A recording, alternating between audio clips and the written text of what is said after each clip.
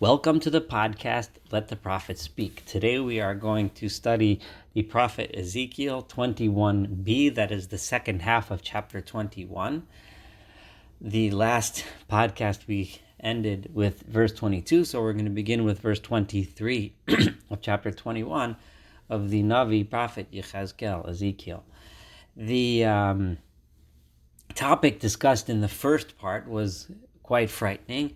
It was a discussion of the punishment about to be meted out against the people of Jerusalem. I know that we've been talking about this topic, the prophecies of doom that Ezekiel has been saying since the beginning of the book. We are approaching the end of that section, which will end with chapter 24, the section of the prophecies of doom regarding Jerusalem. It will get more cheerful in the end. Don't worry. But I just, unfortunately, that's where we still are. We are in 21. That sword of God, which we referred to in 21, the sword which God had sharpened and shined in order to be the sword of destruction. We mentioned that God was going to give that sword to the slayer. That slayer, we're going to find out who that slayer is, who is going to be the messenger of that destruction against the Jewish people. That we're going to find out today. And the word of God to me was as follows. This is Ezekiel saying the prophecy. And you, human being, if you recall, in the beginning of Ezekiel, we learned of how God told Ezekiel to do actions and then explain his actions. Those actions were to do things such as the example where God said, set up a city and engrave an engraving of the form of the city of Jerusalem and set around it things, soldiers, in order to demonstrate the siege and then explain what they're doing. God's going to do something similar here. God is finished with the discussion. God is not going to ask Ezekiel to say another parable, because if you remember last chapter, the people already gave up on the parables. That didn't get through to them. So we're going back to the original method. And God says to him, Sim lucha shnayim drachim. I want to place in front of you two paths. I want you to, when you're standing and talking to the people, demonstrate two paths. Lavo cherev melech Bavel. Two paths upon which the sword that the king of Babylon is holding, this is the sword that we talked about before, was given to the slayer who's now identified as the king of Babylon, Nebuchadnezzar, so that he can go on two paths. And both of these paths are leaving the same land. They're both leaving Babylon, but they're leading in different directions. V'yod barei, I want you to put up a yod is a marker or a spot or a way. Borei is variously translated as clear a spot, clear an area, or clear a path.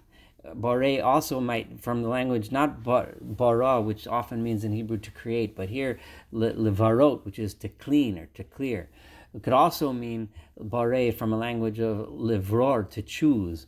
In other words, and set up and choose a spot. Berosh derech ir borei. I want you to choose a spot, a path, and clear the path in the beginning of a path towards a city. So that's what I want you to do. Derech tasim, I want you to make a road, lavo cherev, so that sword can go. And where those two roads that you're going to make are eight Rabat b'nei Ammon. One of them is going to lead towards the city of Rabbah, which is the capital of the nation of Ammon, that Yehuda v'Yerushalayim b'tzura. And the other path should lead to the capital of the nation of Judah, Jerusalem, the fortified city of Jerusalem. So one path where the Babylonian king can choose leads to Ammon, the other path leads to Yehuda. We know that both were destroyed, both were considered people that deserved to be destroyed.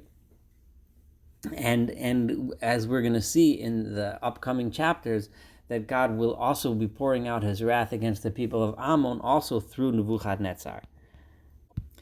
We are also going to learn soon what the sin of the people of Ammon was, what it is that they're being punished for.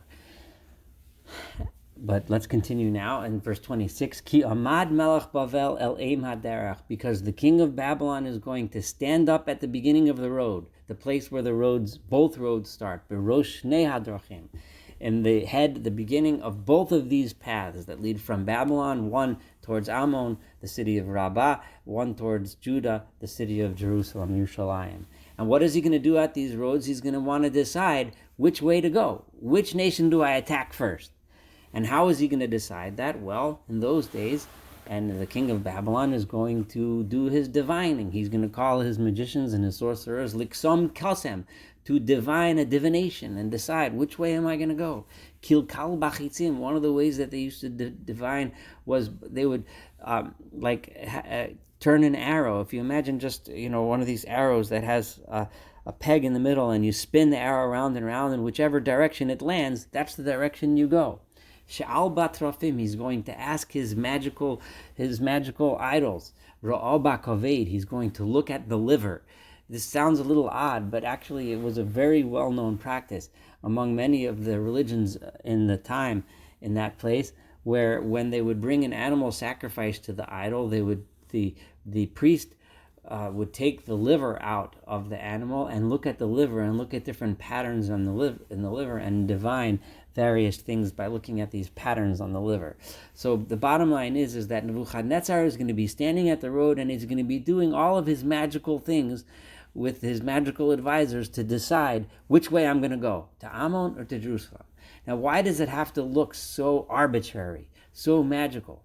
And we're going to see in a moment the reason for this arbitrariness.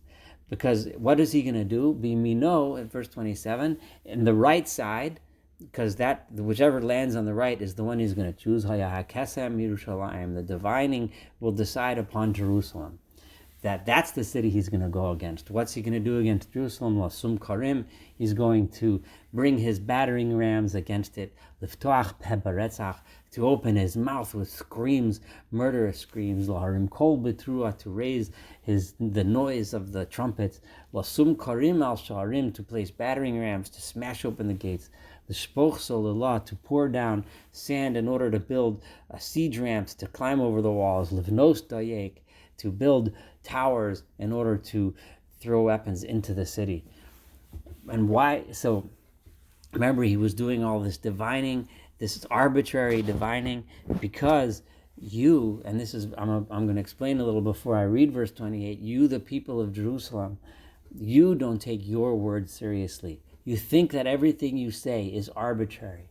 You made an agreement to be subservient to Nebuchadnezzar, to the king of Babylon, and you rebelled because you didn't take your word seriously. That's the issue, and that's why I want you to see that when he decides who he's going to destroy, he's not taking it seriously either. He's just deciding magically, do I go this way or do I go that way? And then he's just going to land upon you because you're the ones that don't take your word seriously. When you look at that, you're going to look at this as if it's just a false divining. What's he doing? It's just a joke. He's spinning arrows.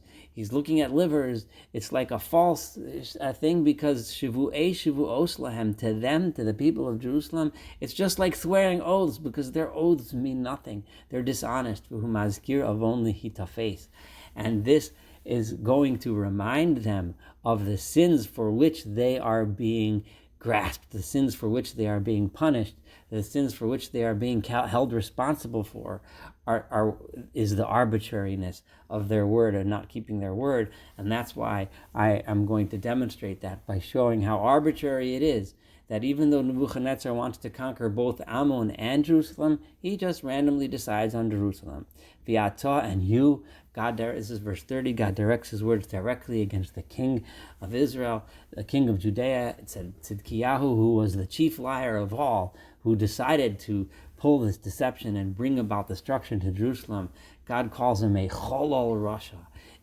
A cholol is a child who dishonored, who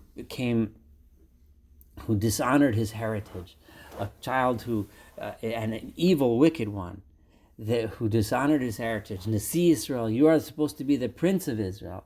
Asher ba yomo, your day has come, your day of destruction has come. When be'et avon kates, at the time that of the sin which brings an end. Now this is avon kates. Rashi explains to us this talk. It means that the sinning has been going on for so long, and I've been patient. But now is the time when it's over. The sin has brought about the end. There's no longer a time for any more patience. The next verse 31 is a very interesting verse, because as we know, there are three crowns. The rabbis teach us in the Mishnah there are three crowns that bring honor, different types of honor. There's the crown of priesthood, that's a religious honor, a religious leadership, a ceremonial and ritual leadership of the priestly caste in the temple, which is meant to teach people the importance and the holiness of religion and God. And then there's also the king, who is the political leader. Okay, that's the crown of the kingdom, of the king. And then there's the Torah leadership, the scholarship. Those are the three types. The two, the priestly caste and the king, the political leadership, were responsible for the terrible destruction. The ones that people turned away was the Torah leadership, the ones that taught them the values and should have taught the people the values that they were supposed to live by. And God is going to tell the people as follows, 31, Ko amar Adonai Elohim, so says the Lord your God, Haser ha-mitznefet, take down the mitznefet. The mitznefet is the special hat that was worn by the priests. Get rid of it. The priests, they're all corrupt. Get rid of it. I don't want that priestly caste anymore. The temple itself is going to go. V'harimu haTorah, take off that crown, the crown that crowns the king, that entire political structure, gone. They were corrupt. They were bad. They were evil. The only one, Zot lo Zot. This is not going to be the way it is anymore. So this is not this. This is not the way it's going to be, God says. What I want from you is I want you to study the Torah, learn the Torah, keep it, and keep the rules that I'm teaching you. Hashifallah hagbeah, the crown that has been deep down in the dumps, the one that you haven't been respecting, I am going to uplift. V'hagaboah hashpil. And the one that you are keeping so high, I want that to be taken down. The one that you were admiring so much, the priesthood and the king, that's gone. Ava, ava, ava. This is verse 32. 3 times. Remember, we had the triplicate of punishment, which is just a constant, steady punishment, was a punishment for sinning. Or it could, because ava, from a language of avon. Ava could also be understood as ava, as I will destroy. So the meaning of the word is ava, ava, ava, asimena. I will place it as destruction. But he deliberately chooses the word ava from sin because the sin itself is destruction. And it is what led to God to say asimena. That's what I will turn this place into. Gamzos lo haya. This also will no longer be adbo. I will no longer have this entire nation, this people, this temple. It will not happen adbo asher lo ha-mishpat, until the one who is the one that has real justice, real judgment. Then when he comes unisativ, I will give it back. Then I will bring the nation back. This could be seen as a reference to the Messiah, Mashiach. The one is Asher Lo HaMishpat, like we said in Isaiah, often referred to the Messiah. The one in the future is going to be a person of pure justice, who metes out justice to the people and the world in a truly just manner. Or it could mean, as Ezekiel said in the first half of this chapter, and we studied in the last podcast, those that truly deserve to be redeemed will eventually one day be redeemed, and those who do not will not. Then God continues in verse 33, V'ata and you, ben Adam, human being, hinaveh, I want you to prophesy. V'yomar ta, I want you to say as follows, Ko amar Adonai Elohim, so says the Lord God, El b'nei Ammon, to the people of Ammon. What is it that is their sin? V'al cherpasam, and their this is often translated, their blasphemies, their things, their cherpa, their shame, the things that they would say that were shameful. V'yomarta, and I want you to tell them, cherev petucha, The sword is opened against you too. L'tevach meruta, for it is pulled out of its sheath in order to slaughter. Lahachil leman barak. It is completely and fully polished so that it shines really bright. I want you to know that don't think you're going to get away. And we're going to discuss more of the sins of Ammon later. But there's something here about the cherpatam, the things that they said that were shameful, that were insulting. B'chazot lach shav. Why is it that you are going to get punished? It's b'chazot lach shav, because they saw false things regarding you. Biksam lach kazav. They divined the magical things that were just lies. Latet osach, in order to place you el tzavarei chalalei rishaim asher ba yomam be'et avon kates. That's why you will be eventually, in other words, bachazot lachshav, not so much because, I said because they see false things, but rather it means when they see false things. They will also do the same magical divining to decide when and how, and they're going to come and attack you, Ammon. You will get that punishment.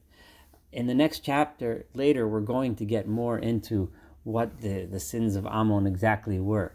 But al tzavarei chalalei rishaim, they're going to be punished against the necks of the bodies of the evil people of Ammon, asher ba yomam. Their time will also come when their sins also reach that time of the end, when I no longer want to handle their sins. Hashav al ta'ara, put that sword back in its sheath. Bimkom asher nevreit, be'eretz mechurotayach eshbot otach. Where do I want you to put that? I must apologize again. I'm kind of mixing different possible translations. Let me go back over this verse. Hashav al ta'ara, the sword when it is returned into its sheath. In other words, the sword that was just went against the Israelites and Judea. It will be put back into its sheath in order to be brought back to you, to your place, to the place where you come from, you Ammon, be'eretz mechurotayach, in the land where you come from, eshbot otach, that's where I will judge you. V'shafachti alayich zami, I will pour out my anger against you, be'esh evrati, with the wrath of my flaming fury, afiach alayich, I will blow upon you that flame of destruction, u'satich biyad anashim bo'arim, I will place you and your nation in the hands of boorish, barbaric people, charashei mashchis, people that the only thing they know how to design is destruction. La'esh tiyeh la'achla, you will be eaten in flame. Demech yeh betoch haaretz, your blood will get absorbed into the land. Lo tizacheri, no one will ever remember you. This is to the people of Ammon an utter destruction, that this nation will not come back, as opposed to the people of Judea, where we know the Ezekiel has told us that extreme destruction will come, but there will be a remnant left in order to come back later. Why? God says to the people of Ammon, Ki ani Adonai dibarti, because I am God that has spoken.